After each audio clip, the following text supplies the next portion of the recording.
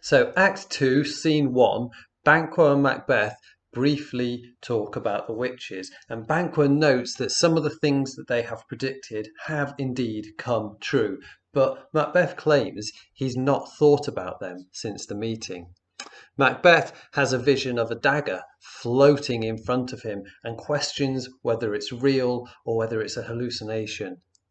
And then a bell rings and Macbeth heads to Duncan's chamber to commit the murder. Act 2, Scene 2. Lady Macbeth has drugged the king's servants and prepared a pair of daggers for Macbeth, and she waits for him to commit the murder, full of confidence, in fact, that he will succeed. And when Macbeth returns, he is full of horror and remorse at his own actions. And Lady Macbeth notices that he's forgotten to leave the daggers behind to frame the servants, so she becomes angry at Macbeth for his cowardice and takes the daggers herself. She takes Macbeth to wash the blood from his hands, and then the two pretend to have been asleep. In Scene 3, a porter answers the door to Macduff and Lennox, who have arrived to meet Duncan. Macduff discovers the king's body in his chamber, and he shouts that Duncan has been murdered.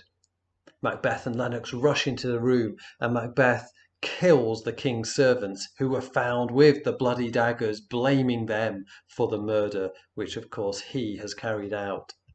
And then Malcolm and Donalbain, Duncan's sons, fear that whoever killed their father will want to kill them too. So they decide to flee the country. In Scene 4, Ross, who we met earlier in Act 1, is a nobleman, and he talks to an old man outside the castle, and they note that strange events have been happening over the past few days that seem to be bad omens. Macduff arrives to tell Ross that Macbeth has been chosen as the next king.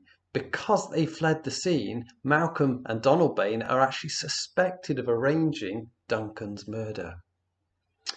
That's the end of Act 2. If you want this information available in written form, then please check out our revision guide on the Twinkle website. There are also a number of other Macbeth revision videos available on the YouTube channel.